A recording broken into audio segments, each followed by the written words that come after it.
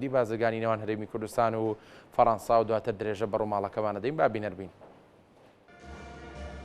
پەیوەندی بەهێزی سیاسی نێوان فەڕەنسا و هەرێمی کوردستان بە تایبەتی ڕنگدانەوەی لەسەر پەیوەندی ئابووری و بازرگانی نێوان دوو وڵات هەبووە لە دوای پرۆسی ئازادکردنی عێراقەوە ڕۆژ لە دوای ڕۆژ پتەوتر بووە. هەرچەندە کۆرۆنا وەک هەموو شوێنێکی دیکەی جیهان زیانی لە ئاراستەی بازرگانی نێوان هەرێمی کوردستان و فەڕەنسادا، بەڵام هەرێمی کوردستان و عێراق لەگەڵ فەڕەنسا ساڵانە نزیکەی 800 میلیۆن دۆلار ئاڵوگۆڕی بازرگانی لە نێوانیاندا هەبووە و بەردەوامیشە. بازرگانانی هەرێمی کوردستان بەنیازن کاروباری بازرگانی لەگەڵ فەڕەنسا پتەوتر بکەن، بە تایبەتی دوای ئەوەی بربەستەکانی هاتوچۆ و کەرەنتینەی گشتی لە هەرێمی کوردستان و لە فەڕەنساش لەم ساڵدا نەماون. فەڕەنسا چواردەیەمین هاوبەشی بازرگانی هەرێمی کوردستان و کۆمپانیا فەڕەنسیەکان لەگەڵ کۆمپانیا ناوخۆیەکان نزیکەی 3 میلیارد دۆلار وەبەرهێنانیان لە عێراق و هەرێمی کوردستان کردووە کە بە زۆری وەبەرهێنانەکان لە هەرێمی کوردستانن. ئەو کاڵایانەی کە لە فەڕەنساوە هاوردەی هەرێمی کوردستان دەکرێن بریتین لە ئۆتۆمبیل، مادەی خۆراکی، کەرەستەی بیناسازی و پیشەسازی و مادەی جوانکارین. فەڕەنسا دوای ئەڵمانیا دووەم هێزی گەورەی ئابووری ئەوروپایە، حوتەمین هێزی ئابووری جیهانە. پێشخستن و پەرەپێدانی پەیوەندیە بازرگانیەکان لە نێوان هەرێمی کوردستان و فەڕەنسا دەتوانێت کاریگەری گەورە لەسەر کەرتە ئابووریەکانی هەرێمی کوردستان بە تایبەتی پیشەسازی و وزەدا بنێت. کۆمپانیای تۆتاڵ ئێنێرجی کە یەکێکە لە گەورەترین کۆمپانیا نەوتیەکانی جیهان جگەلەوەی لە کەرتی وزەی عێراق وەبەرهێنانی نوێی کردووە، بەنیازە کێڵگەی گازی ڕەتاوی لە باشووری عێراق پەرە پێبدات. هاوکات خاوەنی لە سەدا 18.5 پشکەکانە لە کێڵگەی سەرسەنگ و هاوبەشی لەگەڵ کۆمپانیای HKN ئەمریکی سەرقاڵی پەرەپێدان و پێشخستنی ئەو کێڵگەیەن. کۆمپانیای تۆتاڵ و هاوبەشەکەی بەنیازن بەرهەمهێنانی نەوت لە کێڵگەی سەرسەنگ بەرز بکەنەوە بۆ 50,000 بەرمیل نەوتی ڕۆژانە.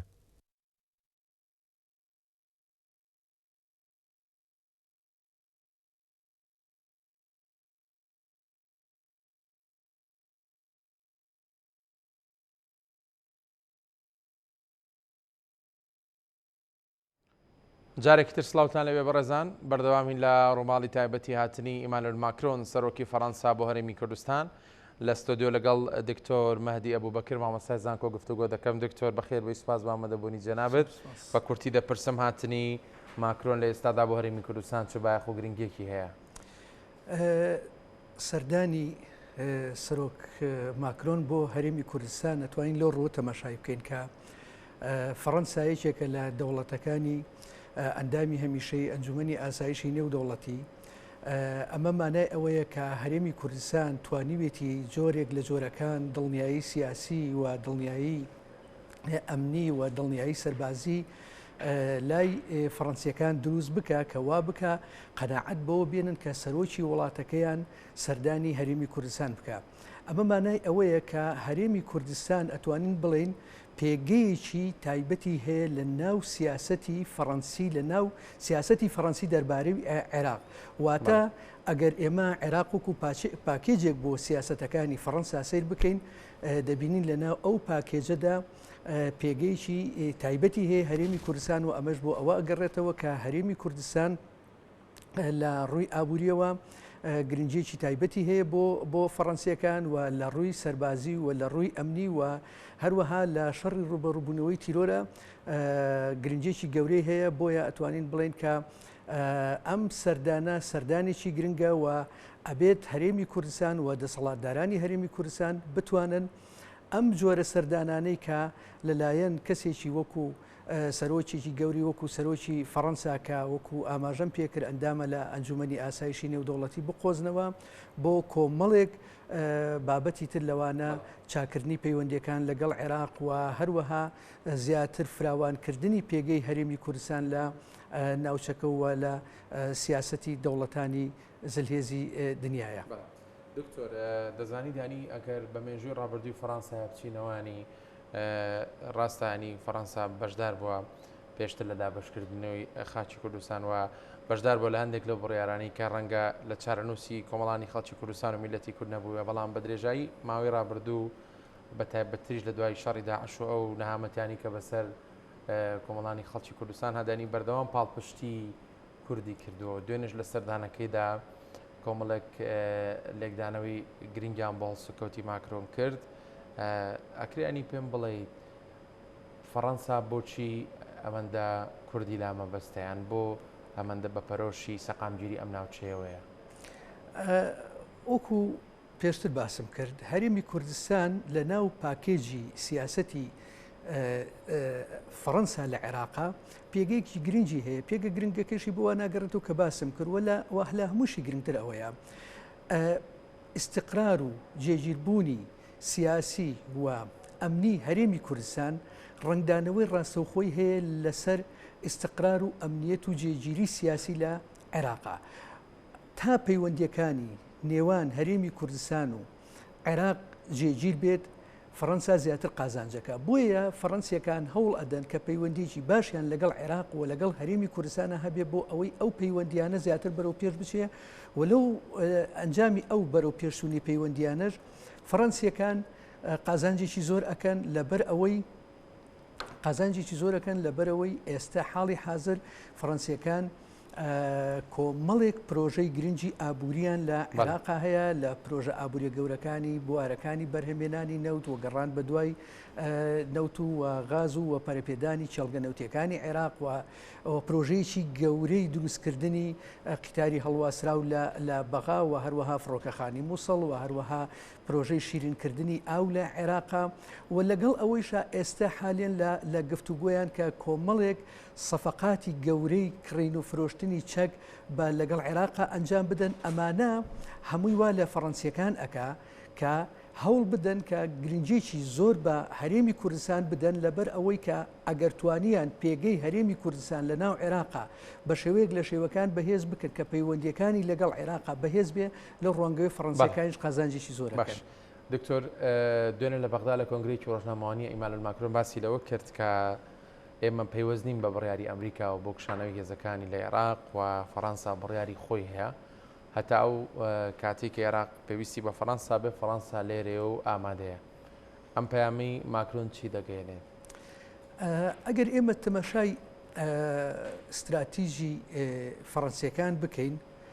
ئەوان لە ڕووی جیۆپۆلۆتیکیەوە هەر لە شاخی ئەفریقی کە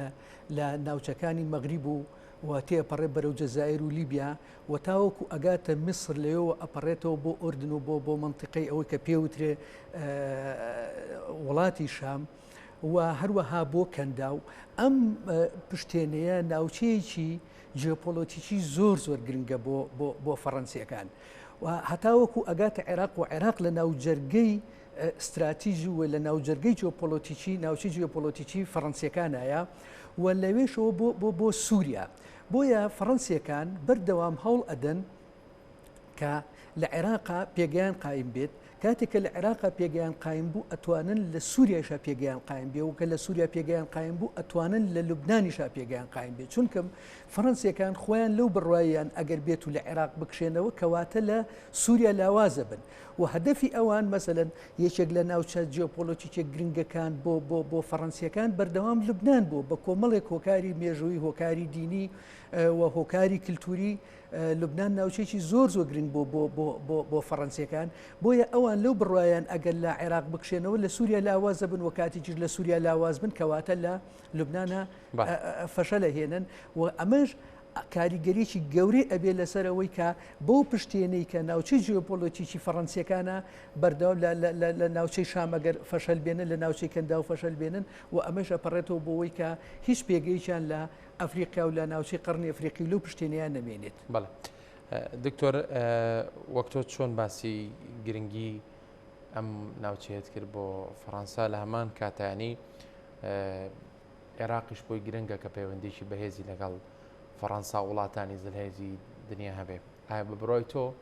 هەنی عێراق و هەرێمی کوردستانیش لە نظامنی عێراقدا چۆن نتوانن ئەم پەیوەندیە زیاتر پەرە پێبن یعنی چۆن نتوانن کارێک بکەن کە بەردەوام ئەم کۆنتاکتە بەهێزە هەبێ نەک لەگە وڵاتی فەڕەنسا لەگەڵ زۆربەی وڵاتانی ترکە ئەندامێکی ئەوروپان و بڕیار بەدەستی جیهان. ئەمە چۆن ئەتوانن پەری پێ بدەن کۆمەڵێک عوامل هەیە کە وا ئەکاتۆ پەیوەندیەکانت لەگەڵ دەرو دراوسەکان و لەگەڵ دەوڵەتانی تر و بە تایبەتی دەوڵەتە گەورەکانی کە ئەندامی هەمیشەیە ئەنجومەنی ئاسایشی نێودەوڵەتین پەیوەندیەکانت گەشە پێ بدەیت. یەکێک لەو هۆکارانە یەکگرتووی سیاسی و خیتابی ڕوونی سیاسی دەوڵەتی عێراقیە کە پێویستەکە حکوومەتی عێراق و لەگەڵیشە حکوومەتی هەرێمی کوردستان خطابێکی ڕوونیان هەبێ و لەو پارچە پارچە بوون و جەمسەرگیری سیاسی کە لە عێراقا هەیە لەو جەمسەرگیریە خۆیان ڕزگار بکەن و خطابێکی موحد لە عێراقا هەبێ و هەروەها لە ڕووی ئەمنیەوە عێراق بچێتە قۆناغێکی ترەوە ئەو کارە تیرۆریستیانەی کە ئەبینین لە ناوە لە عێراقا ڕوو ئەدا ئەو کارە تیرۆریستیانە کۆتایی پێبێەوە لە هەموویشی گرنگتر ئەوەیە کە هێز لە دەستی دەوڵەتا کۆبێتەوە و ئەوانەی کە ئەو هێز و گروپانەی کە ئێستا بە نمونە حەشدی شەعبی کە چەکیان بەدەستەوەیە ئەبێ ئەمانە هەمویان لە ژێرسایی دەوڵەتی عێراقا تەنها چەک بگەڕێتەوە بۆ دەستی دەوڵەتی عێراق و لە هەرێمی کوردستانیشا چەک تەنها بەدەست حکوومەتی هەرێمی کوردستانەوە بی وێزی پێشمەرگەیە خرێتەوە کە ئەمەش بنەمایە بۆ یەکگرتووی خیتابی سیاسی و بۆ وردە بۆ گەشەپێدانی ئابووری و کۆتایی هێنانیان بڵێن بنبڕکردنی گەندەڵی کە ئەمەوە ئەکا زیاتر پێگەی ئەم دەوڵەتە لە ناوخۆیە کە بەهێز بوو ئەتوانێت لە ئەمە ئیسtisمارکە لە ڕووی ئقلیمی نێو دەوڵەتی شۆ پەیوەندیەکانی خۆی لەگەڵ دەوڵەتانی ترا باش بکات و بەرەبەرە گەشەی پێ بدات. بەڵێ دکتۆرانی بڕوای تۆ پلانی سەربازی فەڕەنسا چییە لە دوای کشانەوە هێزەکانی ئەمریکا لە عێراقانی دەیەوێت بۆشایی ئەمریکا لە عێراق پڕ بکاتەوە؟ جارێ ئێمە بە پێشەوەی وەڵامی و پرسیارە بدەینەوە ئایا ئەمریکیەکان چۆن ئەکشێنەوە؟ ئایا ئەمریکیەکان ئەوەی کە پێ ئەوترێ هەموو سەربازگەکانیان لە ئەوەی کە عین ئەسەد و لە کۆمەڵێک سەربازگەی تریان هەیە لە عێراقا و ئەوەی مەتاری هەولێر ئایا هەموو ئەم سێ سەربازگەیان هەیە لە عێراقا ئایا ئەمانە هەمووی دائەخەن و وەکو ئەفغانستان خۆ حەفیز بوون ئەکەن یاخود ئەوەتانێت جۆرێکە ئەوەی کە پێوترێ لە تەکتیکی سەربازی یان بۆ ئەوەی کە پێوترێ فێڵێکی سیاسی بۆ هەڵخەڵەتاندنی شارعی عێراقی کە ئەمڕۆ تەغزیە کراوە بەڕق بەرامبەر بە ئەمریکیەکان و لەلایەن هێزە شیعەکانی سەر بە ئێرانەوە هانەدرن دژی ئەمریکیەکان ئایا ئەمە بۆ ڕازیکردنی دڵی ئەوانە یاخود بەڕاستی ئەمریکیەکان لە عێراق کشێنەوە ئەوەی کە ئێمە تێبینیمان کردووە زۆربەی زۆری چاودێرە نێودەوڵەتیەکانیش تێبینیان کردووە ئەمە جۆرێکە لە ئیعادەی کە لە زمانی ئاسکەریا پێوتری عادەی انتیشاری هێزەکانی ئەمریکایە و هەندێک لە چەک و جبەخانەکانیان کە لە ئەوانەی کە پێوترێ چەک و جبەخانەی هێرش بردن ئەوانە کە هیچە پێویستیان پێ نەماوە لە عێراقا ئەوانە هەندێکیان نەکشێنەوە ڕەنگە هەندێک لە یەکەکانیان کە یەکەی هێرش بردن کە خۆیان بە سەریحی ئەڵێن ئێمە هێزە شەڕکەرەکانمان نەکشێنەوە ئەو هێزە شەڕکەرانیان بکشێنەوە ئەگەر هاتوو ئەمانەیان ئیعادە انتیشاریان کردووە لەگەڵیشیانە فەڕەنسیەکان چونکە فەڕەنسیەکان من ئەوەی کە دوێنێکە ئەمانوێل ماکرۆن باسی کردووە ئەمڕۆژ لە مؤتەمەر سەحەفیەکەیە باسی کردکە ئەوان لە عێراق ئەمێننەوە تاوەکو ئەو کاتی کە عێراقیەکان پێویستیان پیان بێ من لەو بڕایەم ئەگەر ئەمریکیەکان قەرارێک بدەن وەکەوەی کە لە ئەفغانستان ئەو بڕیاریاندا و بە یەکجارێکی کشانەوە نە فەڕەنسیەکان و نە بریتانیەکان و نە ئەڵمانیەکان و نە ئەوروپیەکان هیچیان لە عێراقا نامێنن و بۆیە من بە دووری ئەگرم کە ئەمریکیەکان بڕیارێکی وا لە عێراقا بدەن و بۆیە ناتوانین بڵێن ئەگەر عێراق ئەمریکیەکان ئەو بڕیاریاندا هێزەکانی فەڕەنسا ئەتوانن ببنە جێگرەوەیان بۆیە لە گریمانەیەکی وایە من پێم وایە ئەگەر ئەمریکیەکان کشانەوە نەخێر فەڕەنسیەکان ناتوانن بە هیچ شێوەیە لە ڕووی سەربازیەوە ببنە جێگرەوەی هێزەکانی ئەمریکا. بەڵێ ینی بەو جۆری کە لە ڕووی ئەمە گریمانەیە چونکە ئەمریکیەکان لە حاڵی حاضر بەرنامەی ئەوان نییە کە بکشێنەوە. بەبەستم لەوانی لە ڕووی ڕۆڵی سەربازیەوە ناتوانن بۆ شای ئەمریکا پڕ بکەنەوەیان لە ڕووی سیاسیەوە لە هەموو ڕووەکانەوە ئەمریکا ئێمە ئەومان لەبیر نەچێ ڕاستە سەردانی سەرروکی دەوڵەتێکی وەکو فەڕەنساکان دامی ئەنجومەنی هەمیشە ئەنجومەنی ئاسایشی نێو دەوڵەتی گرنگی خۆی هەیە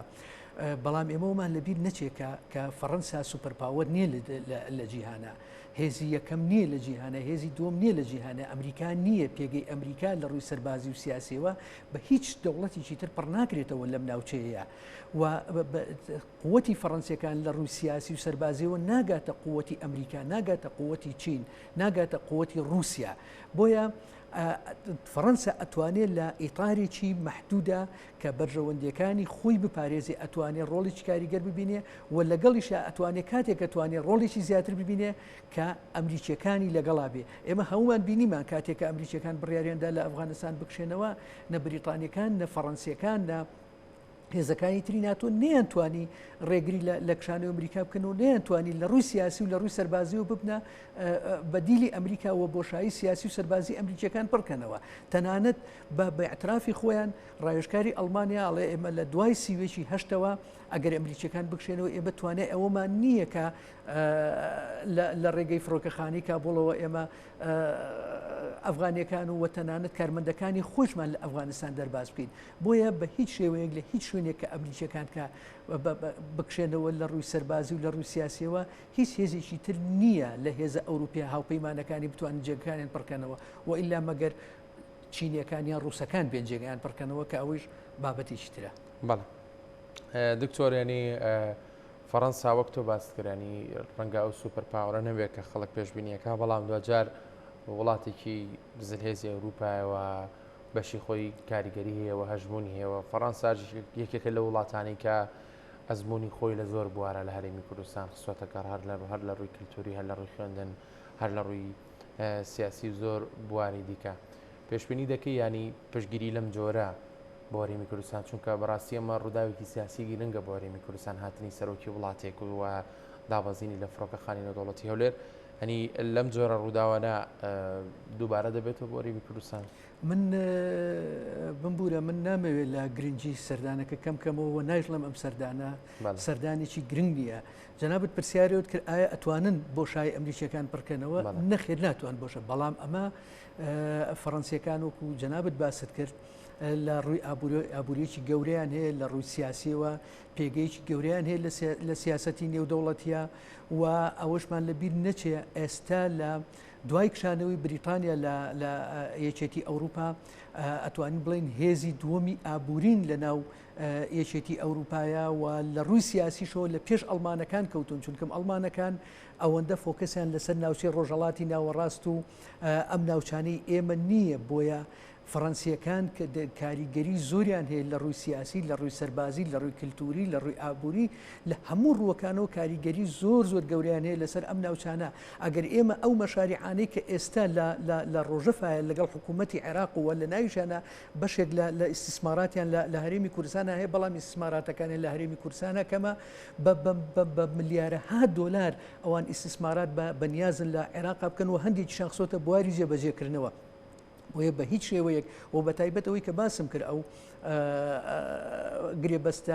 گرێبەستانی کە لە ماوەی داهاتووە کە بەتەمان لەگەڵ حکوومەتی عێراق لە ڕووی فرۆشتنی چەگوچۆڵەوە بیکەن ئەمانە هەمووی گرنگە. بەڵام لە هەمووی گرنگتر ئەوەیە تۆ کاتێک کە باسی ئەەکەی کە ئەڵێ ئەم سەردانە گرنگە پشتیوانی دەوڵەتێکی وەکو فەڕەنسا و هاتنی سەرۆکەکەی بۆ هەرێمی کوردستان گرنگە ئەمە ئەبێ لەگەڵیشە یەکگرتووی ناوخۆیی لەگەڵا بێ چونکە تاوەکو یەکگرتووی ناوخۆیی نەبێ فەڕەنسیەکان و ئەمریکیەکان و هەر دەوڵەتێکیکە ناتوانێت بێ لێرە کۆمەڵێک شتی گرنگ هەیە بۆ توی بکە. بۆ نمونە لە ڕوبەڕووبوونەوەی گەندەڵیە يعني ئەوان ئەتوانن تەنها وەکوی ئەمڕۆکە لە مؤتەمەڕ سەحافیەکەی باسی کرد تەنها ئەوان ئەتوانن داوات لێ بکەن تەشجیعت بکەن کە تۆ ڕوبەڕووی گەندەڵی بیتەوە چونکەم گەندەڵی کۆمەڵێک مەشاکلی گەورەی بەدوایە دێ کە نەتیجەکەی گاتە هەڵوەشانەی حکوومەت و هەڵوەشانەوەی دەوڵەت. ئەمانە لەسەر خۆتە لەسەر حکوومەتی خۆتە لە ناو خۆیان خۆت بیکەی بەڵام ئەوان نەتوانن هانت بدەن هاوکاریت بکەن و ئەدڤانست پێشکەش بکەن بۆ ئەوەی کە تۆ بتوانی سوودیان لێ وەرگری. وەکو تەکیدی ئەەکەمەوە ئەم سەردانە گرنگە بەڵام لەوە گرنگتر ئەوەیە کە حکوومەتی هەرێمی کوردستان و حکوومەتی عێراق مشتوماڵی خۆیان بکەنەوە و لە ڕووی سیاسی و لە ڕووی ئەمنی و لە ڕووی سەربازیەوە حکوومەت و دەوڵەتی عێراق و دەوڵەتی هەرێمی کوردستان بەهێز بکەن ئەو کاتە ئەتوانن زیاتر ئیسtisماری ئەم جۆرە سەردانانە و باوکاریان بکەن. دکتۆر وەک لەسەر شاشەکەش دەبینرێت ینی ئەمڕۆ ماکرۆن سەردانی مووسڵی کرد و سەردانی بەشێک لەو شوێنانی کرد کە بەهۆی جەنگی داعشەوە وێران و کاول بوون.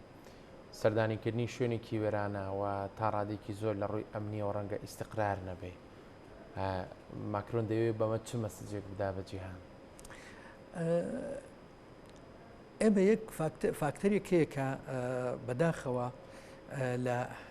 لای چاودێرانی و تەنانەت ئەکادیمیەکانی عێراق و هەرێمی کوردستانیش زۆر گرنگجی پێنادرێش فاکتەری دینیە لە پەیوەندێنی و دەوڵەتیەکان و لە سیاسەتی دەوڵەتانە.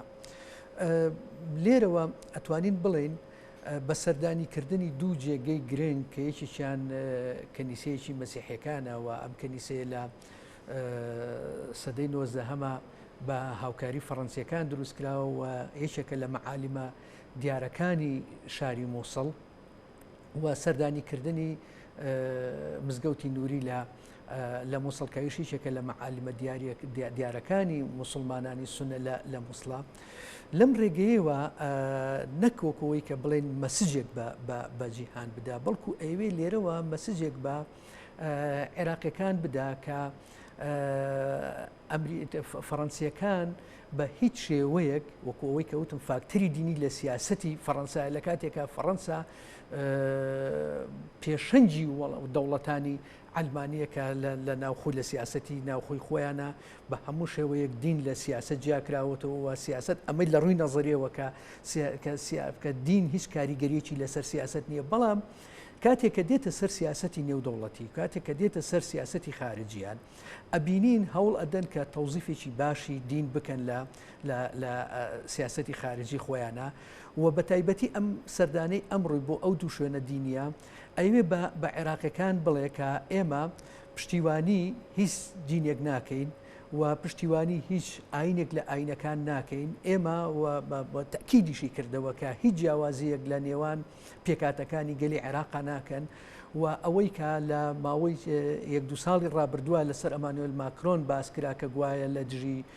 دینی ئیسلام و گوایە دژایەتی موسڵمانانی جیهان ئەکات و ئەوەی کە کۆمەڵێک زەجەی گەورەی لە ئیعلامی دەوڵەتانی ئیسلامی و بە هاوکاری کە کۆمەڵێک دەوڵەت زیاتر مەسەلەن بە شەیتانکردنی ماکرۆن کرا، ئەمە ئەوێ ئەو مەسجە بداتە جیهانی ئیسلامی و لە ناویشیانە بە زیاتر ئەو مەسجە بداتە خەڵکی عێراق کە ئەم دەوڵەتی فەڕەنسا پشتیوانی هیچ دینێک ناکە و بە یەک چاوسەری هەموو دینەکانەکە و چۆن وەکو مەسیحیەکی کاسۆلیکی سەردانی کەنیسەیەکی کاسۆلیکیەکە کە فەڕەنسیەکان دەوریان هەبوو لە بنیادنانە بە هەمان شێوە بە هەمان چاوسەری ئیسلامەکانەکات و بە هەمان شێوە سەردانی ئەو شوێنە ئەکاکە لە داعش تەقانێ و هاوکاریشانەکەەوە بەڵێنی هاوکاریکردن و پەرەپێدانی ئەم جۆرە ناوچانەکە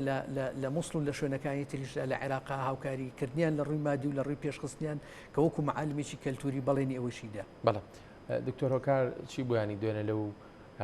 کۆنگرێکە لە عێراق بەسترا وەک دەوڵەتانی ئەوروپی بە تایبەت فۆکەس خرا بۆ سەر فەڕەنسا بۆ بەشداریکردن و قسەکردنەوە دەزانانی بەشێکی زۆری سەرکردەی وڵاتانی دراوسە عێراق و وڵاتە عەرەبیەکان لەوێ ئامادە بوون، بەڵام مانی باخێکی زیاتر بەهاتنی سەرۆکی فەڕەنسا درا بووە میدیاکان زۆر فۆکەسیان لەسەر قسەکانی بووانی مانشێتی گەورە گەورەیان لێ دروست کرد. ئایا ئامانجێکی دیاریکراوی لە پشتەوەیە؟ بمانێ و نەمانوێ ئەوانەی کە دوێنێکە لە ئەو کۆنفرانسی لوتکەیە بەشداریان کرد ئەتوانین بڵێن گەورەترین دەوڵەتیان کە پێگەیەکی گەوری لە سیاسەتی نێودەوڵەتی و خاوەن ئابوووریەکی بەهێزی جیهانیە دەوڵەتی فەڕەنسا و سەرۆکی دەوڵەتی فەڕەنسا ئەمانوێل ماکرۆن بوو، بۆیە ئەمە هەر لە ڕووی پرۆتۆکۆلیشەوە تۆ ناچاری ئەگەر ئەمریکیەکان لەوێ بوونایە فەڕەنسیەکانە کەوتنە سێبەری ئەمریکیەکانەوە لەبەرەوە زیاتر فۆکەسە خرایە سەر ئەمریکیەکان، بۆیە من لە تەنها لە بەشتێکی پرۆتۆکۆلی زانم و ئەمە وەکو فۆکەسکردن لە ناو مؤتەمەرەکەیە، بەڵام لە دەروی مؤتەمەرەکە ئەوەی کە لە ئیعلامی عالەمیە گرنگی پێدرا ئەوەیە کە ئەیانەوێ بە مەسەلە ئیعلامی عالەمی ئەوێ بە ئەوروپیەکان بڵێ و بە ئەمریکیەکان و بە چینی و بە ڕووسەکانیش بڵێ کە ئەوەتانی فەڕەنسیەکان ئەیانەوێ پێگەیشی گەورەتریان لە عێراقا هەبێ لە ئاودانکردنەوەی عێراقا هەبێ و لە استثماراتە هەبێ و بە جیهان بڵێن و بە تایبەتی و دەوڵەتانی کە ناوم هێنان ئەوە فەڕەنسا هەنگاوی گەورەترە نیە قسەیەکیانی دەوترێن فەڕەنسا لە دوای دەرچوونی بەریتانە لە یەکێتی ئەوروپا دەیەوێدانی بە زمانە کوردەکەی خۆمان ڕۆڵی برا گەورە بجێڕە لە ناو ئیتیحادەکەداوە بێوێ هەژمونی خۆی زیاتر بسەپێنێ بەسەر وڵاتانی هەم ئەوروپی و هەم وڵاتانی ئەم ناوچێش. بەڵێ من پێشتر باسم کرد لە ڕووی سیاسیەوە ئەتوانین بڵین ئێستا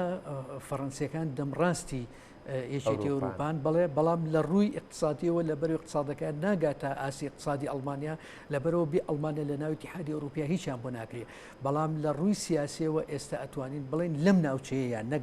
بە شێوەیەکی گشتی لە هەموو جیهانە لەم ناوچەیە بڵێ ئەوان دەوری ڕیادی ئەبینێتە لە بەرەوەی ئابوووریەکی بەهێزیانی ڕەنگە نەتوانن بە باشی ئامانجە سیاسەکانیان بپێکن ئەوەی شێکە لە هۆکارەکان کە ئەتوانین بڵین ئەوان اقتصادی دۆمن لە ناوی یەکێتی ئەوروپایە و ئێستا لە ڕووی سیاسیەوە ئەمە لە ڕووی سیاسیەوە کاتێک کە ئەڵێن دەوری ڕیادی ئەبینن ئەمە ئەگەڕێتەوە بۆ باگراوندە مێژووی کە فەڕەنسا لە ممارەسەی کردووە ئەو ڕۆڵە گەورەی هەبووە لە سیاسەتی نێودەوڵەتی لە ڕووی لە مێژەوە هەتاوەکو ئێستا فەڕەنسا دەوڵەتێکی گەورە بۆ لە ڕووی سیاسی و کاریگەری سیاسی بۆیە ئێستش ئەو پێگەی خۆی لە ڕووی سیاسیەوە لە دەست نەداوە بەڵام بیەوێ مارەسەی هەمان ڕۆڵی ئەمریکیەکان بکە نە اقتصادەکەی نەژماری دانیشتوانی نەپێگەکەی بە هیچ شێوەیەک بواری ئەوەی پێنادا تەنها ئەتوانێت لە ناو اتحادی ئەوروپیاوە بە هاوکاری ئەڵمانەکان ئەتوانێت دەورێکی کاریگەر ببینێ و بە تایبەتیش لەم منطقەی خۆمان ناتوانێت ڕۆڵی کاریگەر ببینێ. بەڵام کەواتەیانی ئەوە ئەمانگەێنێتەوە پرسیاریانی لێرە بەدواوە و وەک جەنابی شت باست کردنی کە دەوێت بە بەدەمڕاستی ئەوروپای تر قسەی فەڕەنسا ڕەنگە قسەیەک لای کەرەوە بێ ئەکرێ بۆ نمونە نەکرد عێراق وڵاتانی دیکەی ناوچەکەش ئەنی ئاوێنی سیاسیان لێرە بە دواوانی ڕوو لە فەڕەنسا بێ. من لەو بڕواە نیم بۆ ئاسانی ئەمریکیەکان و جێگەی بۆ نەک بۆ فەڕەنسیەکان بەڵکو ئەو شەڕە استراتیژی کە لەگەڵ چین و لەگەڵ ئەمریکیەکانی لەگەڵ ڕووسەکانی شیان نەبتوان ئەوە بۆ ئەو وڵاتانی ژێبێڵە نەک بۆ فەڕەنسا بۆیە توانم بڵێم فەڕەنسیەکە ناخەنە بەردەستی فەڕەنسا نەخێر یعنی ئێستا ئەوەی کە هەیە یعنی تەنانەت کشانەوەی هێزەکانی ئەمریکا لە ئەفغانستانە مەسەلەن بۆ چییە زیاتر بۆ ئەوەیە کە چینیەکان تەماحی ئەوە بخەنە بەردەم چینیەکان کە بتوانە ئەو ڕێگەی کە پێوتری ڕێگەی حریر کە بە ئەفغانستان و بەو ناوچەیە بەرەو ئەمریکا بەرەو ئەوروپاتی ئەپەڕێ بەوە ڕازیان کن بۆی کە واز لەم ناوچەیە بێنن ئەوەنا گرنگی بەم ناوچەیە نەدەن ئەم ناوچەیە وەکو پاوانێک بۆ ئەمریکیەکان جێبێڵن و ئەشمان لەبیر نەچێ دەوڵەتانی ئەم ناوچەیە ئەو وابەستە گەورەی کە وابەستە سیاسی گەورەی کە لەگەڵ ئەمریکیەکانە هەیەە لەگەڵ ڕووسەکان و لەگەڵ چینیەکانە نیانە و بۆیە خودی فەڕەنسیەکانیش ئەوەی کە جەنابەت باست کرد مەسەلەن قبلە نمای دەوڵەتانی ئەم ناوچەیە ڕوو لە فەڕەنسیەکان بکەوە فەڕەنسیەکان خۆشیان بەبەستیان نییە ئەوە بکەن چونکە بە نەتیجە فەڕەنسیەکان یەکێ نین لە منافسەکانی ئەمریکا لەم ناوچەیە لە ڕووی ئابوورینە لە ڕووی سیاسی و لەسەر ئاسی عالەمیشە منافسی ئەمریکیەکانین بەڵکو ئەوان هاوکاری ئەمریکیەکانن بەڵکو هاوپەیمانی ئەمریکیەکانن ئەتوانن پێکەوە وەکو ئەوەی کە پێی ئەوترێ جیهانی دیموکراسی جیهانی دەوڵەتانی لیبرالی ئەمان پێکەوە ئەتوانن هاوکاری یەکتر بکەن و ئەو دەستکەوتە ئابووری و سیاسیانی کە لە ناوچەکانی تری جیهان و لە ناویشیانە لە خۆرهەڵاتی ناوەڕاستە ئەیچنەوە هەر یەکەیان بە جۆری پێگەی سیاسی و ئابووری خۆیان سوودی لێبین و بەشی خۆیان وەرگن بۆیە من لەو بڕایانی بە هیچ شێوەیەکەوە ڕووبە. باش دکتۆرانی ئابووری لە هەموو دنیا بۆ هەموو وڵاتێک گرنگەوە تۆش بەوردی باستەوە کرد کە ئابووری فەڕەنسا ئابووریکی هێندە بەهێزنێک کە بتوانێت پاڵپشتی ئامانجە سیاسیەکانی بکە بەڵام لە پاڵ ئەمە ینی بۆ هەرێمی کوردستان بەردەوام گرنگ بووە کە ئەم وڵاتە ئەوروپیانە پاڵپشتی بکەن هەم لە ڕووی ئابووری هەم لە ڕووی چەک و جبەخانی سەربازی زۆر بابەتی دیکە فەڕەنسا ینی دەستەوارەکەی پڕە بۆ هەرێمی کوردستان لەم ڕوانەوە ئەوەکو بە ئاماژەم پێکردەوە پەیوەندی بە ناوخۆی هەرێمی کوردستانەوە هەیە تۆ کە نەتوانی لە ڕووی ئەمنیەوە وڵاتەکەی خۆت سەقامگیری ئەمنیتیا ڕووبات و نەتوانیت سەقامگیری سیاسی بەدی بێنیت ئەو کاتە فەڕەنسیەکان یا ئەمریکیەکان یا بریتانیەکان ناتوانانی هیچ بۆ تۆ بکەن کاتێک کە تۆ توانیت لە ڕووی سیاسی لە ڕووی ئەمنی لە ڕووی سەربازی لەم ڕوانەوە سەقامگیریت هێنایەکایەوە ئەو کاتە ئەوەی کە هەیە ئەوروپیەکان و لە ناویشیانە فەڕەنسیەکان کە قسەی ئێمە زیاتر لەسەر فەڕەنسیەکانە ئەتوانن لە ڕووی اقتصادیەوە هاوکاری بکەنی استثماراتی خۆیان بخەنە وڵاتەکەتەوە و لە ڕووی ئاوەدانکردنەوە هاوکاریت بکەن و لە ڕووی سیاسیشەوە لەگەڵ لە بەرامبەر بە حکوومەتی عێراق پاڵپشتیت بکەن بۆەوەی کە ئیستقراری عێراق تێک نەچێەوە توان پاڵپشتیت بکەن لە بەرامبەر دەوڵەتانی دراوسێ کە دەستدرێژی نەکاتە سەرت بەڵام ئەگەر هاتو تۆ پەشێوی سیاسی و ئەمنی و سەربازی و ئەمانە لە وڵاتەکەی خۆتا بەردەوام بوو ئەوان ناتوان هیچ بۆ تۆ بکەن بەڵام ڕەنگە لە کاتێکی دیاری کراوە بۆ نمونە لەو کاتی بۆ نمونە لە دوای ڕفراندۆمەکە کە هەرێمی کوردستان کەوت بە عوزلەیەکی زۆرەوە و لە هەموو لایەکەوە تەوقدرا بوو لە هەموو لایەکەوە حەساری سیاسی اقتصادی و هەموو جۆر حەسارەکانی تر لەسەری بوو ئەتوانن مەسەلەن لە کاتێکی ئاوایە ڕەنگە لە ڕووی مرۆییەوە هاوکاریت بکەنەوە کە لە 2007 مەسەلەن هاوکاری هەرێمی کوردستانیان کردووە توانیان هەرێمی کوردستان لەو عوزلەیە دەرباز بکەن ئەم هاوکاریانە چه هەر هاوکاریەک بێ هاوکاری سیاسی بێ سەربازی بێ هەر جۆرێک هاوکاری بێ ئەوی کە تۆ ناوی لێنیت ئەوەی کە کورد حەزەکە باسی بکە هیچ هاوکاریەک بەبێ فاکتەری ناوخۆیی هیچ سوودێکی نابێ ڕەنگە لە مەرحلەیەکە بۆ ماوەیەکی دیاریکرا و سوودی هەبێ بەڵام لە دوای ئەوە سحرەکەی بەتاڵە بێتەوە ئەگەڕێنەوە سەر ئەو بارودۆخەی کە تایە بووینە. سپاس بۆ دکتۆر مەهدی ئەبوبەکر مامۆستای زانکۆ لە ستۆدیۆ لەگەڵمان بووی سپاس بۆ وەڵامی پرسیارەکانی ئێمە بەخێر بێ. زۆر سپاس.